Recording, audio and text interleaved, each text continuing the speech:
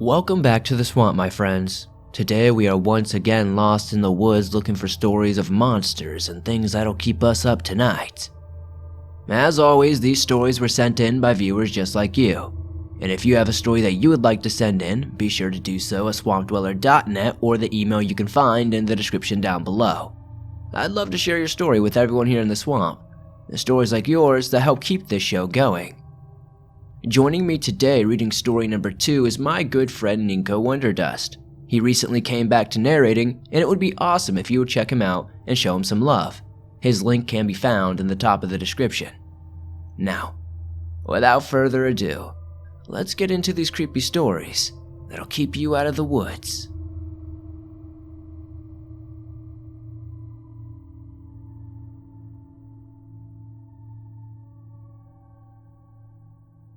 You can call me Sinclair or Midnight, whatever you prefer.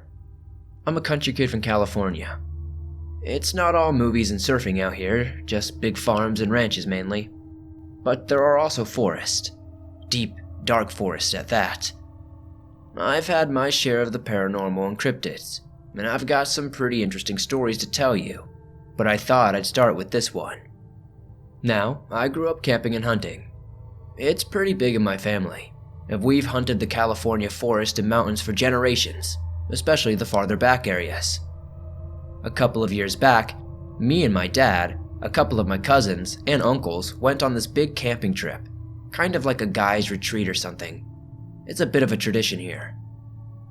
On the first night, everything seemed calm as we sat around the fire, but suddenly, one of my cousins perked up and said, "Hey, y'all hear that?" We stopped for a second and went quiet. There it was, a snapping out in the dark. It sounded farther off. My dad and uncles thought it might be a bear, as it was the fall time and they'd be out, but we all knew better.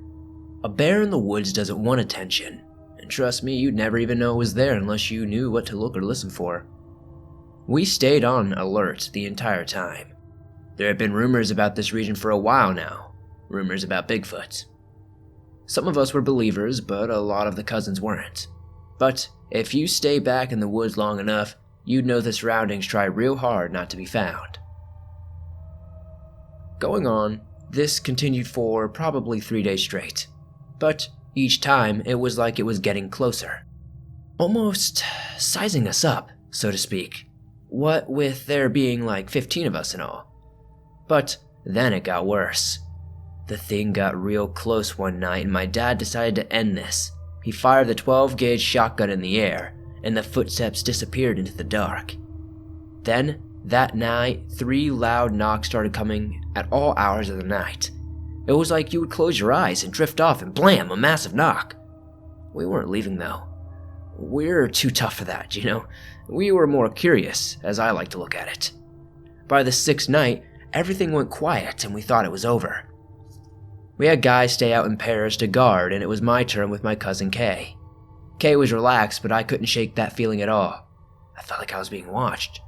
Then suddenly, a rock flew out of nowhere and smashed into the middle of the fire, launching sparks everywhere. We woke everyone up as a roar filled the night sky.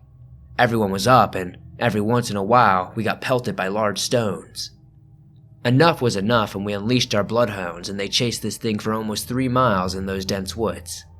By the time we caught up to the hound, they were lapping at a rock formation. It was something like I've never seen before. After some time, we found an opening hidden under the brush. We thought it was time to end it all, but we thought better of it, at least for that day. I'll continue sharing this story, if this one gets read, I guess. There are many more encounters with these Bigfoots and other things in these woods. Thank you for sharing my story.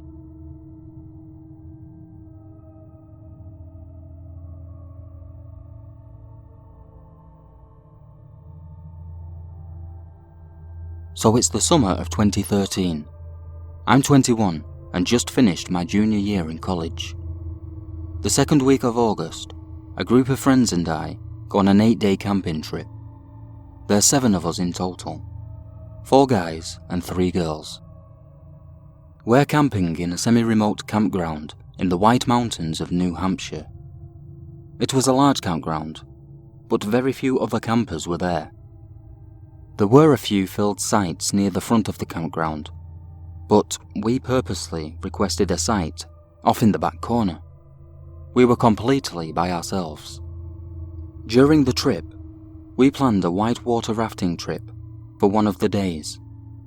We were hiking Mount Washington towards the end of the trip and thought maybe we'd do one or two other small hikes with 1 or 2 days of just chilling by the lake at the campground. We also planned on doing plenty of drinking during the events. The first couple of days of the trip were fantastic. Whitewater rafting was a blast. Everything is going great. So, it's the evening of the third day. We have a roaring fire going. We're all just hanging out at the campsite, drinking and messing around. It was around 9:30 when a disheveled-looking man walks past our site.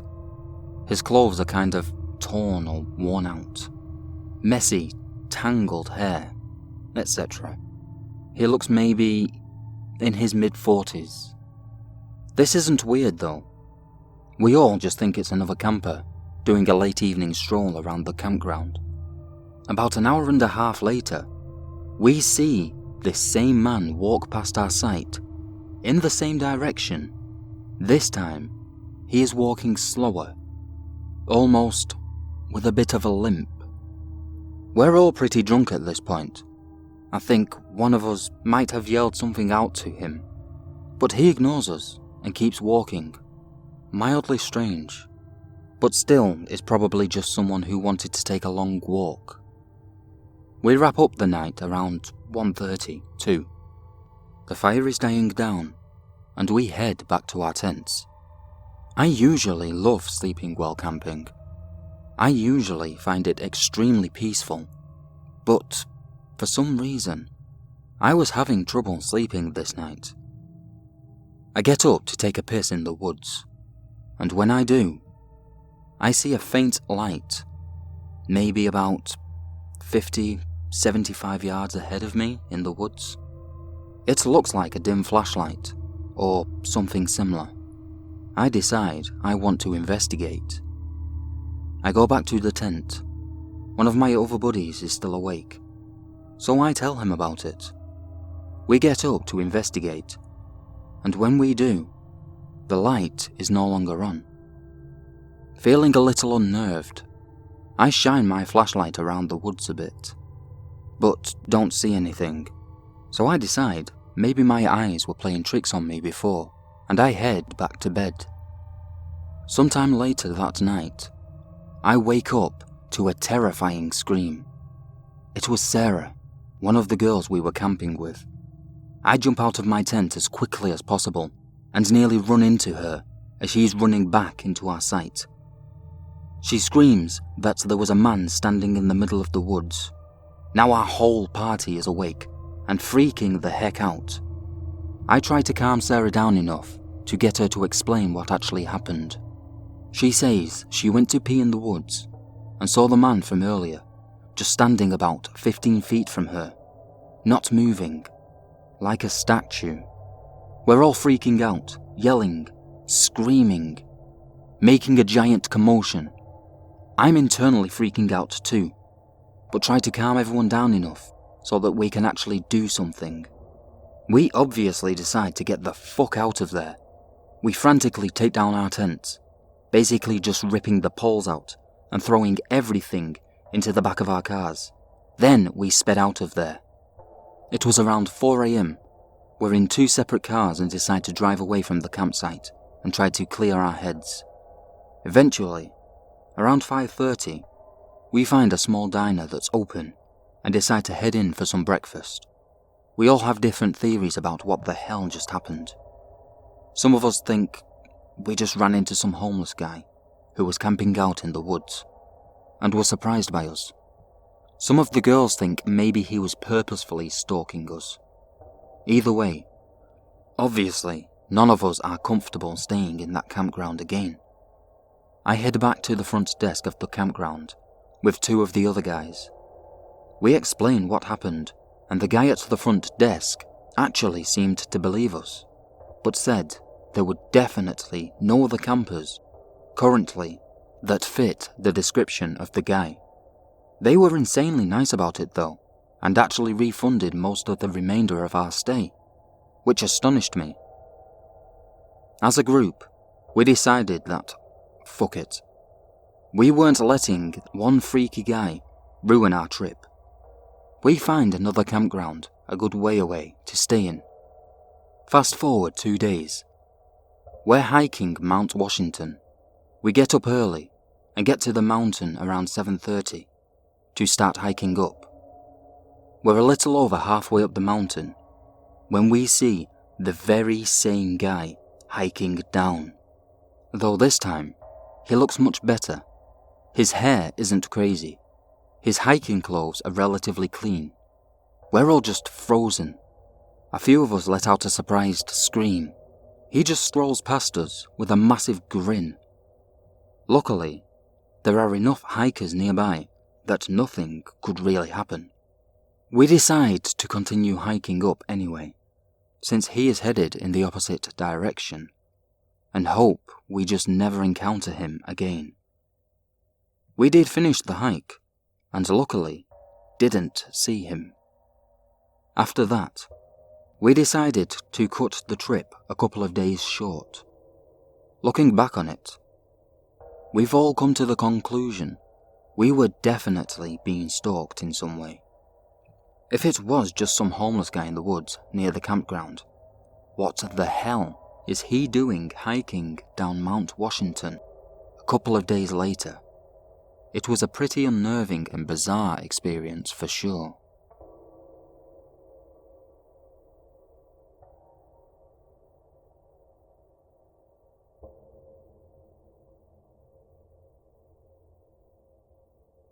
I'm writing this to you because my friends and I had an encounter with something in the woods and we're unsure of what it was.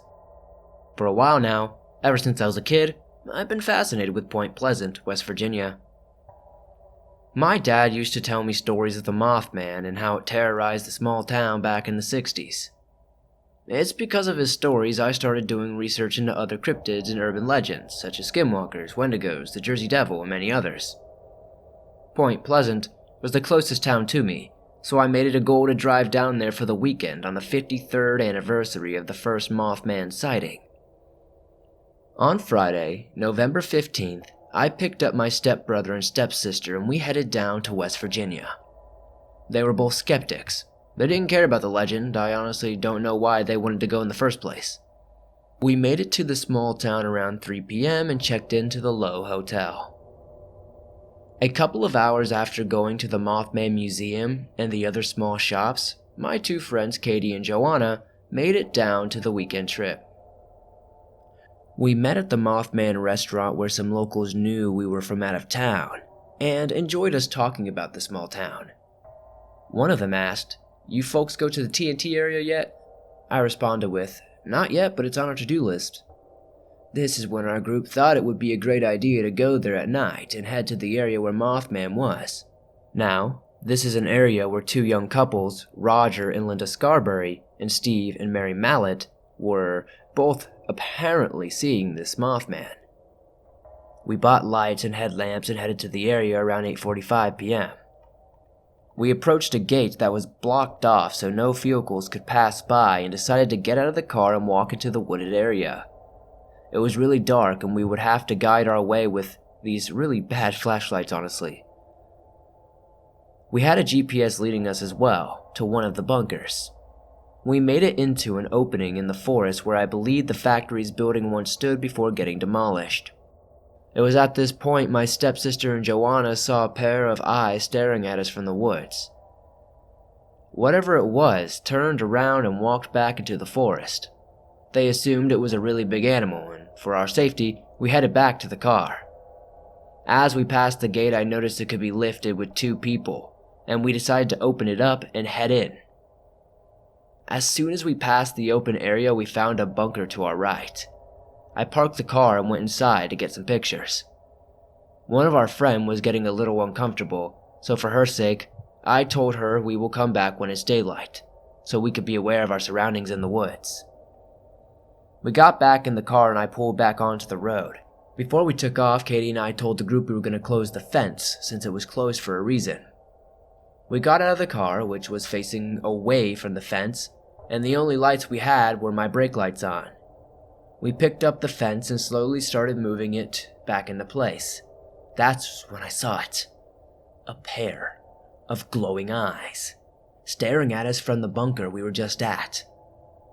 They stood 6 to 7 feet off the ground, and it was just staring at us. I stopped moving and I said, "Katie, do you see that?" She responded with, "What?" and looked up and saw the eyes too. The moment we both were looking at the eyes, they seemingly became red and started coming at us. I yelled, "Katie, run!" And as she screamed and ran for the car, the creature pursuing us let out this horrifying roar. Nothing we've ever heard before. As Katie ran, she fell and hit the ground hard, and I didn't move till I knew she was safely inside. As soon as I saw her get in, I ran. The eyes were probably 10 to 15 feet behind us at the moment, and I jumped in the car and pressed on the gas as hard as I could. The road to get out of the TNT area is a 35-mile-per-hour speed zone, and I was doing easily 100 getting out of there. We were very shaken up about the event, but it honestly felt like history was repeating itself 53 years ago. Once we got back to the hotel, we gathered our thoughts and tried to think logically about what we saw. We looked up wildlife local to the area and tried to compare the noise we heard to local animals, and nothing matched. I'm not saying it was the Mothman or the Sheep Squatch or a Wendigo or anything like that.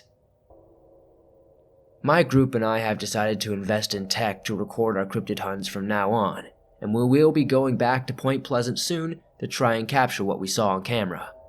Guys, cryptid hunting is no joke. What we felt was genuine fear, and we could have died that night. Yes, it might have been a bear, it might have been a mountain lion, but you gotta be careful with who knows what's out there, waiting in the dark for its next meal.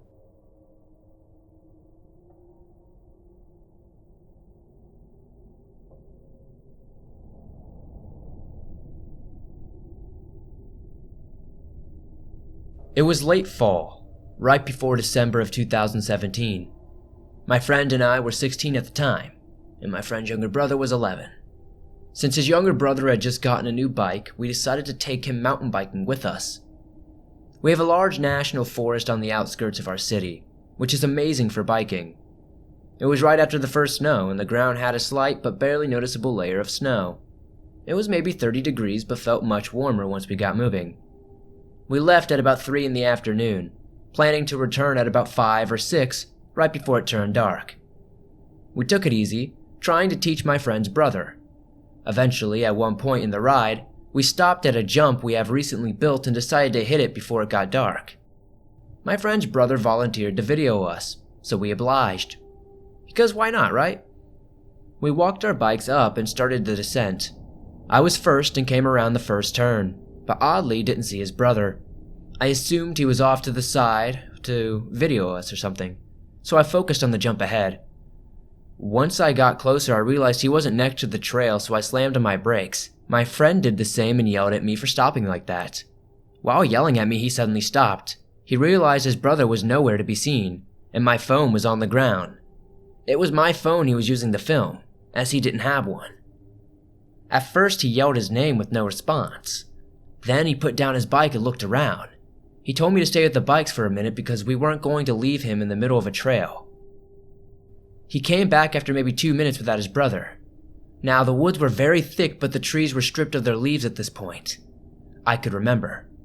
This means we could see far without moving much, but I couldn't see his brother anywhere. We started calling and yelling for at least who knows how long. We called a few of our friends to come help us out and come look as well. Surprisingly, they came to our assistance, and we searched until dark, which was only about an hour. We had not found him or any sign of him. What we realized that freaked us out is his bike was also nowhere to be seen either. This ultimately ended our search. The police were notified. They sent out a search team that night, and my friend and I joined. There were 4 of us who split into groups of 2 along maybe 20 officers. We showed them where he went missing and started the search from there. We searched until about 12 and decided it was too cold to continue, as there had not been a single sign of him either. The next day, which was Saturday, the town gathered about 400 people to search. The search started unofficially around 7 and didn't end until dark. No sign of him again. He was listed as a missing person the next day. My friends and I have not stopped searching, but still haven't found anything until recently. The scariest thing was that this happened just a few weeks ago, which motivated me to share this. We haven't told anyone because we think it's too late, but we found his brother's helmet, which has a distinctive blue design.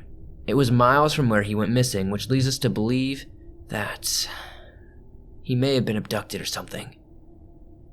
His family was devastated by this, but I've kept close with them as I was before.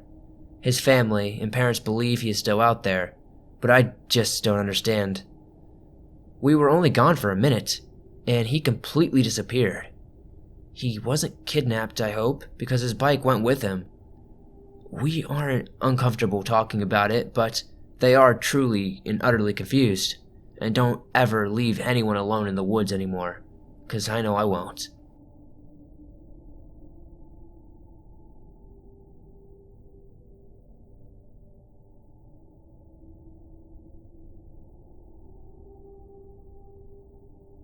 I just recently found your channel and have been absolutely loving it, so I decided I would throw an encounter of mine into the mix. To begin, I'd like to give a little backstory to where this took place. In the middle of Tennessee, there is a wildlife management area called Cross Creeks. This area is about 14 or so square miles smack dab in the middle between Houston County and Stewart County. These places are both very rural places. Lots of farmland and forest. In this wildlife management area, there are many different walking trails and places to pull off to go fishing. Cardinals Trail was my favorite back in 2015.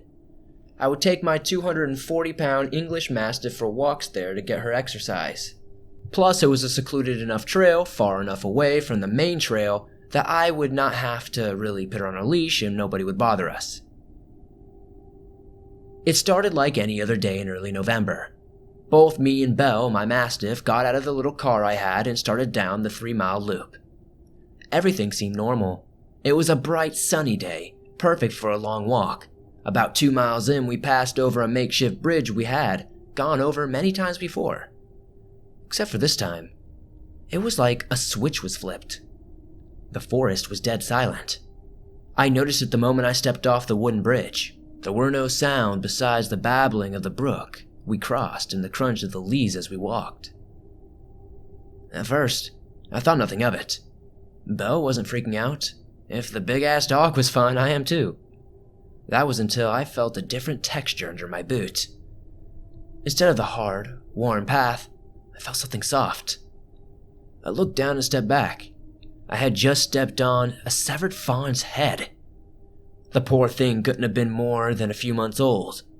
Its head was hardly the size of my hand. If a random head wasn't weird enough, it had been perfectly severed. It was like such a good clean cut. The spinal cord looked like someone took a pair of shears and chopped it. I grew up hunting and fishing, and I've come across plenty of dead animals. From plenty of different predators, that's for sure. This one was just different. So I honestly was more intrigued than disturbed at first. Belle whimpered and she kind of peed herself, then got really low to the ground. Now when a dog pees themselves, it's a sign of submission or fear. It happens around large predators, and Middle Tennessee doesn't really have large predators. Or didn't. The bears are over in the east, and mountain lions haven't been seen for decades. Both predators had been hunted and pushed out. This bit of info is important, so back to the story. I stand up, look around, and decide it's best just to go back the way we came. Seeing as Belle was facing our 12 o'clock, I slowly began to backpedal away, facing that same direction. After about 50 or so yards, Belle stands up a little taller and begins walking more confidently. So I turn and walk back to the trailhead. However, a little quicker than before. But not running. Just so I don't instigate a chase. About 15 minutes or so pass and Belle goes back down. I see out of the corner of my eyes something hanging from a tree. Some weird brown mass was shoved into a fork in the tree. Upon closer inspection, I found it was a doe. Something had killed it by ripping its neck out and then drug it into the tree. Alarm bells start going off louder in my head. This was a cat kill. This was a mountain lion stash. I had no doubt. I turned and leave, and find next to a log there was the rest of the fawn's body from earlier, half eaten. As soon as I saw this, the hairs on the back of my neck stood on end. I heard a light rustle of leaves from behind me. Bell whined and I started walking. I didn't dare look around. I was being stalked. I kept walking. The hair on my neck never went down. I could feel eyes on me the entirety of the walk back. Every now and then, I would hear a slight rustle of a bush, an ever so slight rustle. Just enough for me to know I was still being stalked. It felt like hours walking back to the car. Hours at the mercy of this apex predator. I finally saw the car parked in the clearing. Just when I thought we were home free, I heard a branch snap. All I could think is, this is it. This is where I die. I turned to face my attacker.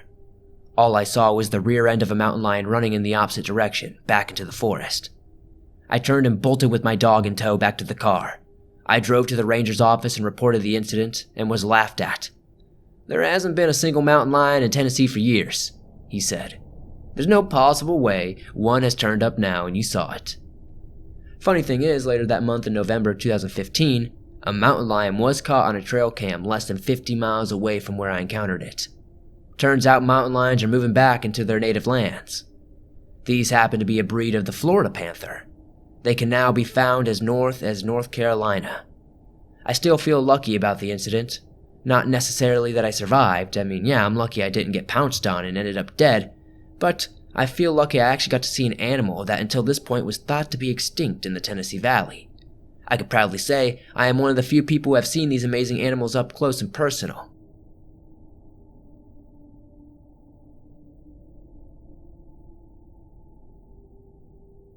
This last story is a short story, but a personal one of mine. So I'm gonna tell you guys this story off the top of my head, and I hope it doesn't sound too bad. Cause I tried to write it out, but I'm just having trouble getting all the details into one thing, and I'm not the best author, so hopefully this is suffice enough for you guys. When I was 16 years old, I moved into a cabin in the middle of the woods in Tennessee. It was very rural, and we were easily 3-4 miles away from our nearest neighbor. All of our neighbors owned beef farms or dairy farms, or just farms in general. Our house was located on top of a hill that had a 2-mile driveway that wound up this hill. All around us was nothing but woods and creeks. One day I decided to go explore these woods with my dog. His name was New Guy. When we moved to this place, he kind of just came with it. He was around, and the owner who was renting us out this house decided that, if it was okay with us, he should stay here since he isn't really a city dog. He came around one day and they called him New Guy, and he just kind of, answered to it. So he became the New Guy. Anyways, we were exploring up this dried up creek bed, going deep, deep, deep, and I mean deep into these rural woods. I was probably 5-6 miles within them. I started hearing some weird noise. I'm sure New Guy had heard it long before me, but I had started hearing it probably maybe 500 feet away from what happened. There was this big, giant, massive tree, and then right after that massive tree, there was a clearing. I hide behind this tree and I peek behind to see what's happening. I notice there's a bunch of people in robes. These robes are like a dark red, maroon kind of color. And they're chanting something, and in the middle there's a cross that is on fire. And in the middle where this cross is on fire, there's a guy without, the hood and everything everybody else is wearing, but instead of it being red, he's wearing what I believe was like a black or maybe a dark blue robe. It's kind of hard to really remember because these robes are kind of like felt material, hard to explain. I'm trying to think, they were shiny almost, it looked like when light would go on, it would shine and be a little bit different hue of that color. So it was kind of hard to tell if it was like a dark blue or a dark purple or a black, but I think it was probably a black. And this guy did not have like a hood like you would expect like some druid to be wearing. Everybody else did though, in their red, hoods, and it was just weird. And they were saying something. I couldn't really make out what they were saying because they were all chanting in unison. And then the one guy in the middle was kind of saying something completely different. I remember the dog started barking and he started running away, and I was like, oh shit. And he kind of gave away my location there. And I remember they all literally snapped. It was almost instantly snapped their heads at me. And I just remember somebody yelling something at me, and I just ran as fast as I could, all the way back to my house, locked my doors. I don't think anybody chased me. I don't remember hearing anybody chasing me. I just was set on getting the heck out of there. This was one of my personal stories. I have a ton more that I'm probably going to share as bonuses at the end of these videos. I know a lot of people have been asking me to share my stories, and I usually do on live streams and stuff, but I just feel like when I write them down, they don't sound as scary as they were in the moment, and they probably aren't.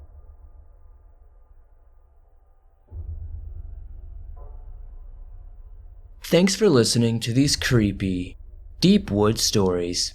If you enjoyed these stories, please hit that like button as it helps me out a ton.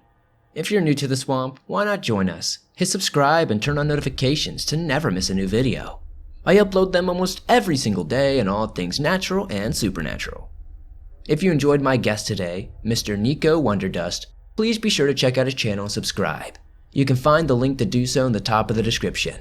He's a good friend of mine who took a break from narrating for a while and has recently come back, so I would really appreciate if you guys go show some support. If you have a story that you would like to share in a future video, whether it be a deep woods story or something else, be sure to submit it at swampdweller.net or the email you can find in the description down below. I would love to share your story with everyone here in the swamp. It's stories like yours that help keep this show going. If you're not aware, you can download your favorite scary stories from the swamp from iTunes, Spotify, Stitcher Radio, and just about every other major podcasting platform out there. As always, I appreciate you guys so much for supporting the swamp the way you do. Getting pretty close to 160,000 subscribers, that's pretty insane. If you made it all the way to the end, today's code word is Broken Skull. Comment that down below to let me know you made it to the end and to confuse anybody who didn't. I really love seeing how creative you guys get with these code words. Some of the things you come up with are so funny.